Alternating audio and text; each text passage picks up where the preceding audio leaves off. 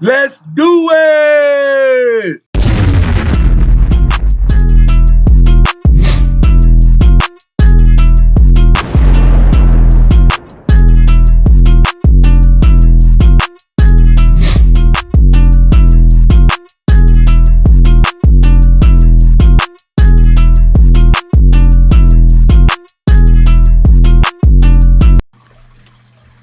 Hey folks, this is Richard. I'm stationed here in Cleveland, Ohio, beautiful Cleveland, Ohio.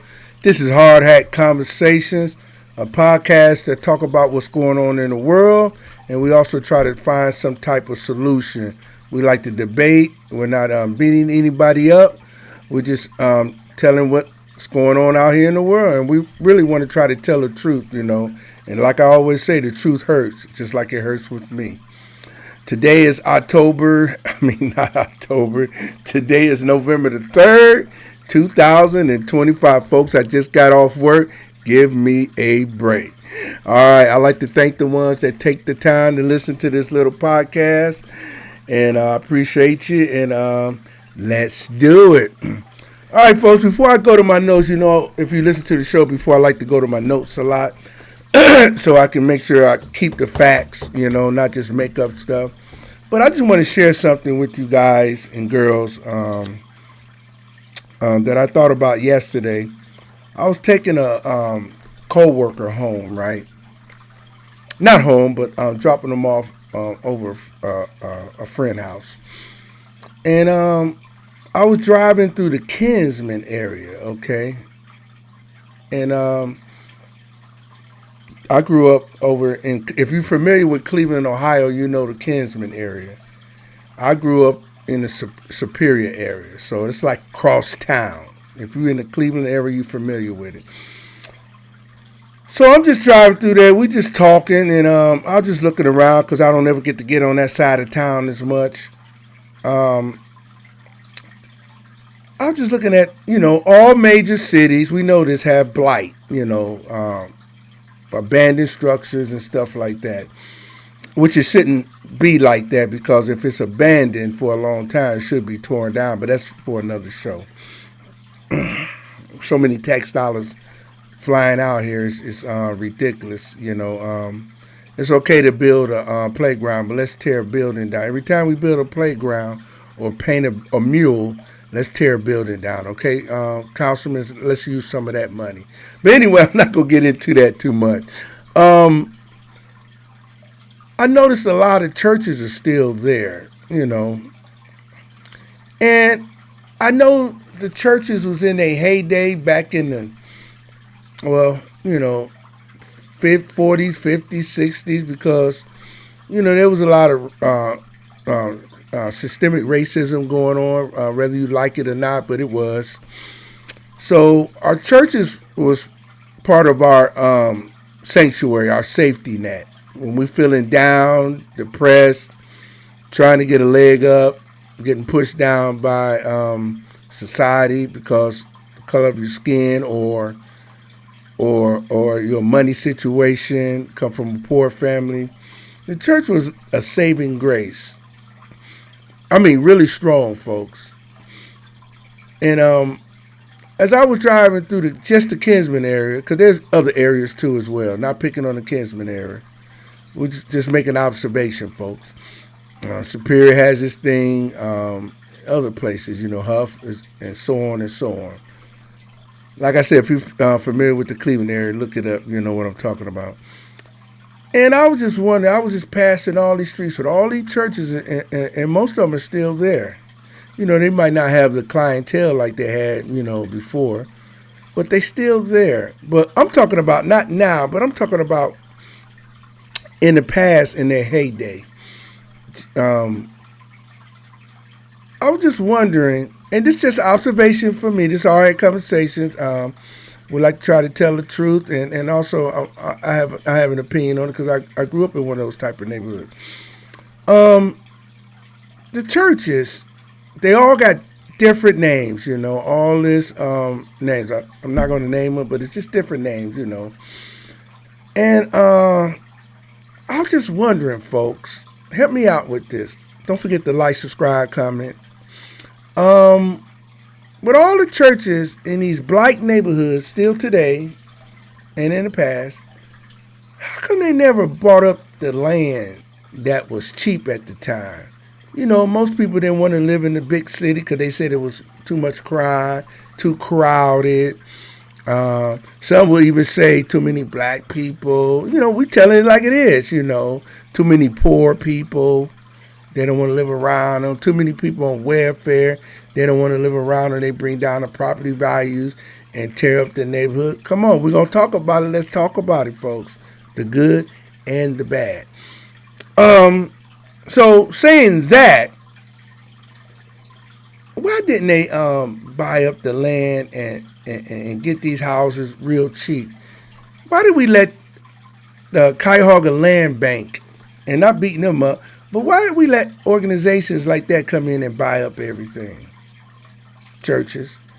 Why do we let these investors from, I'm just throwing out names, California, New York, different places come in and just buy our community up, which you call it a community, but it's actually a neighborhood because folks don't get along and know each other there. We don't have anything in those neighborhoods anymore.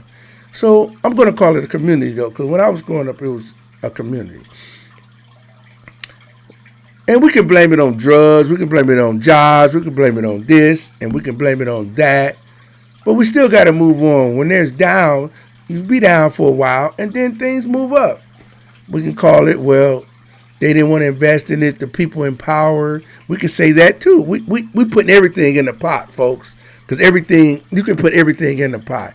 It's not just one thing, folks. It's a hodgepodge of everything. So I'm just focusing on our sanctuaries, the churches at the time, from the past until now, with our social issues and everything else, the marching and boycotting and et cetera, et cetera. So why didn't we, the churches, we go to church, right, folks? I'm doing a little commentary here, folks. We go to churches on Sunday. Some people have Bible study. Some people have church on Saturday. La-da-dee, la-da-da. We got all these different religions, Protestant, Catholic, Orthodox, Roman Catholics, Pentecostal, Jehovah's Witness, and the list goes on and on and on. So to say that, just to give you some kind of context, is why didn't these groups buy up the land and the property when it was real cheap? And why do they squabble against each other? And the reason I say that, folks, because how can, you remember I always say you got to take care of your own house, including me.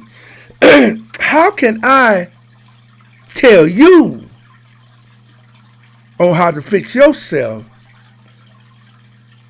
and I can't even fix myself? So it's the same thing with all these different churches. People go to these different churches for all kind of different reasons. Churches full of messed up people, which it should be, because you go in there to so-called get healed. Okay? So it's supposed to be messed up with people. The church is supposed to take in the sick. Jesus Christ said, if you believe in him, he said, I'm a physician. I go where I'm needed. So saying that, and whoever else you believe in, I think most churches, mosque and all of them included, all the different religions, they're supposed to be a place of healing, a place of community, a place of where you can go when you think the world is on your back and you can't make it anymore. So all these places, they're supposed to uplift you and tell you to keep going on. There's something greater, right? There's power in that. And when they was in their heyday, they was doing that. Now, you may have one or two out here that's still doing it, but it's so very few. That's why our communities that we had when the church was strong has become neighborhoods, separatism. And like I said, it's a hodgepodge of things, different factors, But the church is supposed to be the mainstay. We don't even talk about the church anymore. We took all religions out of the public, and now we're doing everything else is in the public. That's fine, folks. If you want other stuff in the public, that's fine. But why do we have to take out religious stuff out of the neighborhoods and out of society and put it in the back room, but we can bring in everything else? Why can't we do it all? You know why, folks? Like I said, like, subscribe, and comment. I think whatever religion you in, whatever piece it is, it keeps you grounded from doing too many bad things. Whatever the bad things are. That's Hard Hat Conversation opinion. Like I said, I got an opinion too. I can like and subscribe too, so, which I do on some podcasts. So anyway, that's what I think. So going back to what I was saying before, folks, the church was the vanguard. I said this before, the protector, the shepherd, the imam. Come on, everything, every religion you want to name, the Pope, the forgive me if I forget a few other ones, okay? But you get my drift. They're supposed to be the protector of the community and the people. When the government get out of hand, the church is supposed to use their power and say, no, we're going to follow man's law to a point, but you're not going to do the people like this. It's getting out of hand. But they're not doing that anymore, folks. Like I said, maybe one or two, but we don't need one and two. We need more. So before you tell us what to do, you guys need to get together. Because when I drove through Kinsman, I just shook my head and said, this is a shame. That's a beautiful home. That house was beautiful. Remember when a lot of people was on crack and we was like, oh, throw them in the trash. They no good, when they was flooding the community with all them drugs, and it seemed like nobody cared. The government didn't care. They just say don't.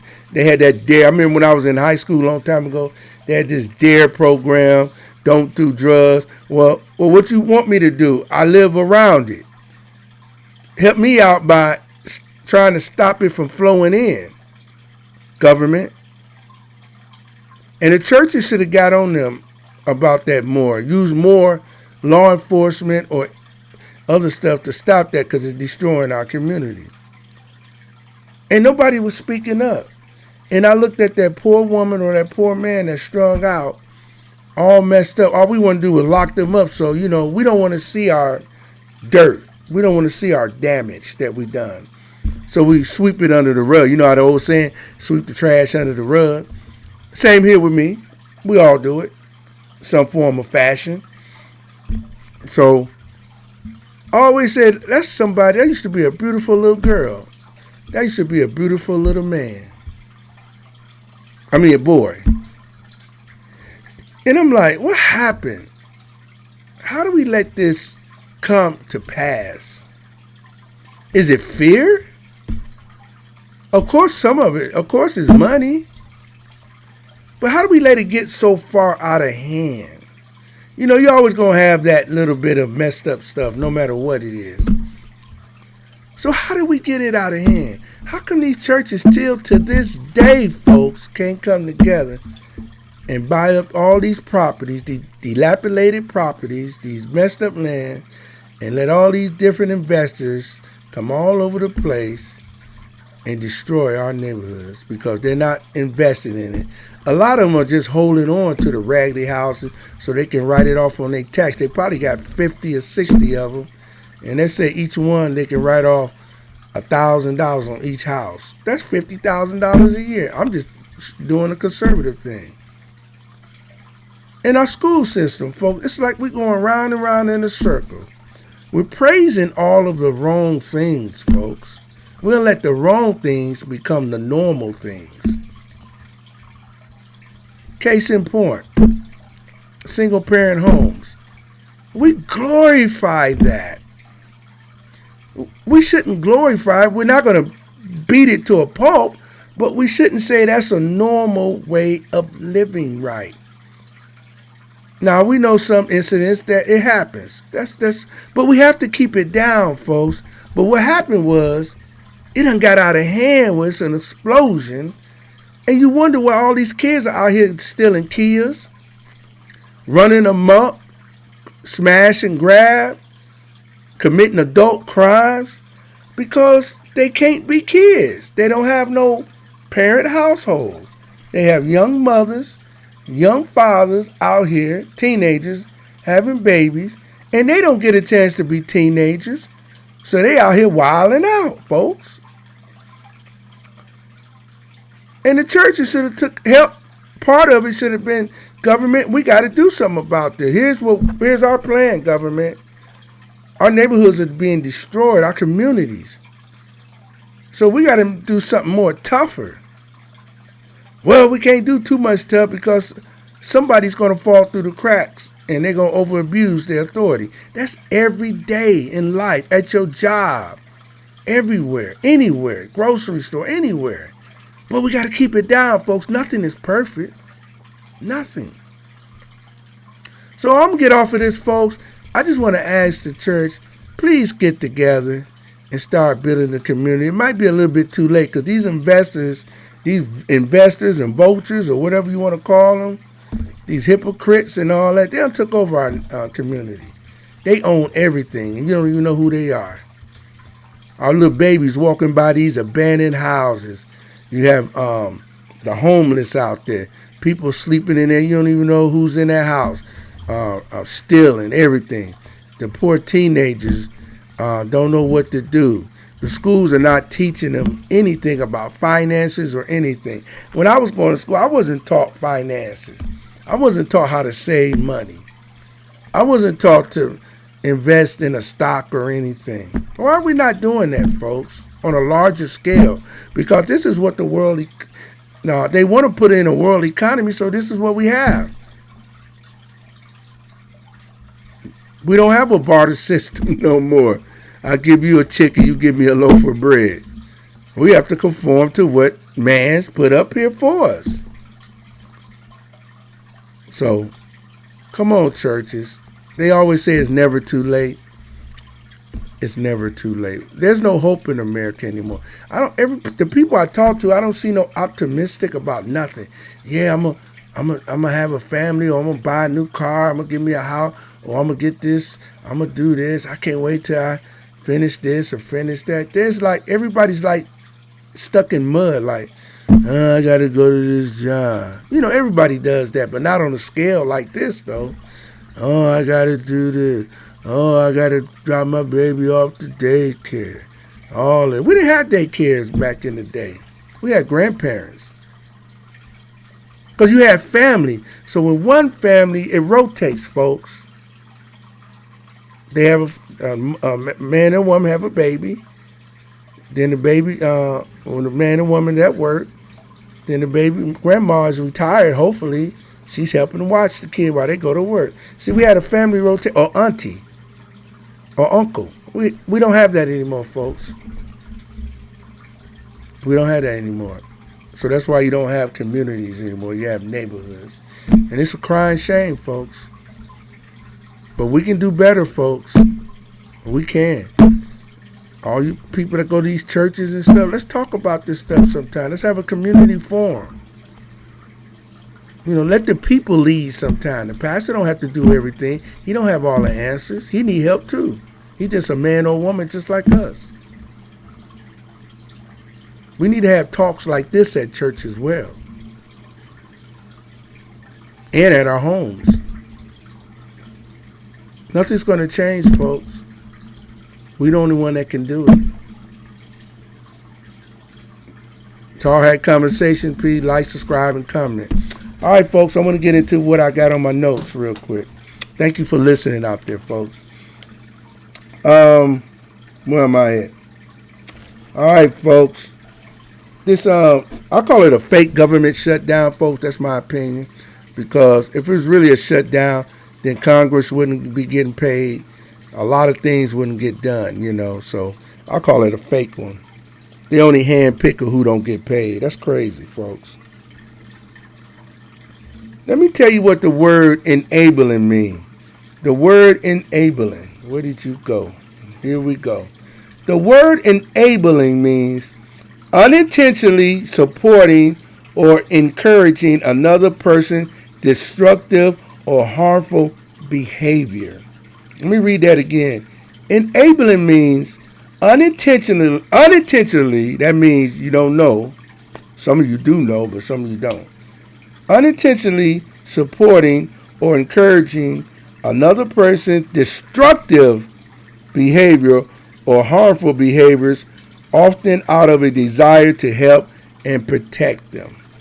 And when we're enabling, we're trying to do the right thing. But enabling is actually we're keeping them in their destructive zone. Sometimes we need that old saying, tough love. And I know we're going to do it because it's family, friends, some of them, someone that we care about. We all done it. I've done it. Some of us doing it right now. But it's just helping the person be destructive or harmful behaviors, which can be an array of things, a lot of things, folks. It can be a lot of things. Drugs, money, love relationship, all kind of mess. So it can be all those things. That's what enabling thing is, folks. We got to get away from that, folks. Now here's something helping someone means. This is what helping somebody. Providing assistance, support, or care to make their situation easier or better. See, that's the reverse. Not to keep them in a destructive pattern, but to care for them to make their situation easier, better. That means they still doing what they're supposed to do every day, but every time and then somebody fall on hard times. You get sick, you're out of a job, a loved one dies, you're depressed a little bit, la-di-dee, la-di-da. You're supporting and assisting them temporarily till they come out that fall. So that's what helping someone is. You want to do that because they still doing what they're supposed to do in society to keep moving. But every time somebody hit a bump in the road, we hit a bump in the road, including myself, we need some help sometimes. But the enabling is to keep them in that, hitting those bumps and keeping them in that hole. That's what you don't want to do, folks. So the reason I read those definitions is I'm talking about this, what are my notes for? This government shutdown with the main thing is the food stamps. And the reason I said that, I said those things earlier before I mentioned food stamps. And like I said before on my other podcast, if you listen, we need a welfare system, folks, because there's some people that are mentally challenged that just can't conform to society and do the work. So we need to assist them. They didn't ask to be born here or nothing like that. So we have to assist them in a way. But the problem is with the food stamps is that we got a lot of people that don't need to be on it. And so we need to push them to get in part of society. And I know some of you saying, well, there ain't no jobs, this and that. And that's another thing that's why the churches and everybody else need to push on the government to create some jobs. Now they're trying to scare us, folks, with this AI garbage. It's ridiculous, folks. Now it seems like some of the white collar people are feeling what the blue collar feeling. Because with the AI, the first to go is a lot of those white collar jobs. And that's the facts. So now the other side is feeling the punch a little bit. College educated, all this stuff. Like, wait a minute now. What's going on here? The blue collar should go first before me. I'm highly educated. I'm this, I'm that. I'm that and this. Excuse me, folks. So I don't know what's going to go on with this AI. I don't know how long it's going to push this. But AI can only do so much, folks. They only can do so much. And last thing on this government shutdown with the food stamps stuff, talking about starving babies and this and that. If you really can't afford children, you shouldn't have children. It's not. It's not a right. It's a luxury, actually. And don't get me wrong. Everybody that want to have children should have children, but you need to find a way to feed them, not other folks feeding them all the time. It should be a temporary thing. I don't care what nobody. All my religious people out there with all the different religions I named earlier, you know this is to be true. If you don't work, you don't eat. So we all supposed to, unless you're the ones that can't do it. So nobody's not telling you not to have babies, but they telling you you should have babies in the right way. Not because you want a new dress or not because they're your ticket to get a free place and some food stamps and some money and a cell phone. That is totally wrong. You don't treat human beings like that. That is totally wrong. All right, folks. What else I got here on my notes before I get out of here on a Monday night? The tariffs, folks. Got to call it like it is. So far, so good. Working, right? If you got a 401k, folks, put as much you can in there while it's booming. You know, I know everything goes up and down. That's life, right? That's not just a 401k. That's everything in life. So if you got a 401k, it's getting a return over 10% and more. So it would behoove you who has that to put as much as you can in there right now and let it grow. Do it. Because it's the best time to do it. All right? That's your money tip today. Get in that 401k. And also get in that Bitcoin too. Learn more about that Bitcoin. Because that's going to be here to stay. Stay in that Bitcoin. Because they all want to go to digital currency. Stay with that Bitcoin. Okay, folks? See what else I got here for you tonight, folks, before I go. The shutdown is in this 34th day. Remember in 2019, they shut the government down because Donald Trump, when he was in office then, he wanted money for that border wall. And the Congress, mostly held by Democrats, wanted to say no. And that lasted for 35 days. So one more day, we're going to tie the record, folks. So something got to give here. I would say if you disagree with the way Donald Trump run the government, that's fine. But until you become debate or what's that, diplomacy, let's just keep giving that extra money, keep the government rolling until y'all figure out something. If you're so worried about all the people and the babies starving. Democrats have signed it and keep it open for another 6 months. And then when the 6 months come around again, maybe y'all come up with something that both sides will be good with it. But if you really care about the people, keep the government open. Do it in 6 months increments or whatever, how you guys do it up there. Keep it rolling, because that's how they did it back in 2019. It's the same thing, folks. It's different players. Don't make decisions in life because you hate somebody, the way they look and the way they act and stuff like that. If you do that, you know better than them. You just as hateful as they are. Okay, folks? Try not to play the same game. It's hard, I know it is, because sometimes I want to do it. Tick for tack. But you got to try to be the better person. So my advice is the Democrats, the Republicans ain't budging. They in power right now. Let's keep it going for another 6 months so the kids and the single moms and all that get fed that you say you care about. And let's keep rolling over till we come to a decision and make a final budget. What's wrong with that? Because if the shoe was on the other foot, you want it the same way. So let's stop playing these games and keep the government open. And it's a shame, folks, that you got traffic controllers. I just read New York City air traffic controllers, 80% of them called off, folks, because they're not getting a paycheck. Now, when COVID was going on, we had all these essential jobs. I worked at an essential job. But everybody else was off, getting furloughed. So aren't air traffic controllers essential? They help with the airwaves, with the airplanes and all that. Somehow that don't make sense to me, folks.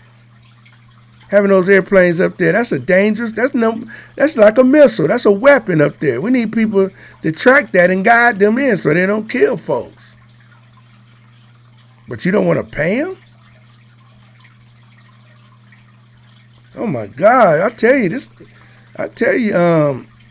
government's something else, boy. What else I got for you? I think that's it for tonight, folks. Like I said, please like, subscribe. That helps me out. And if you like what you hear, just like and subscribe. Make a comment if you want to, good or bad. That's what we're here for. This Hard Hat Conversation, folks. Thanks everybody for listening. Go out and get you something good to eat. Have a blessed night. See ya.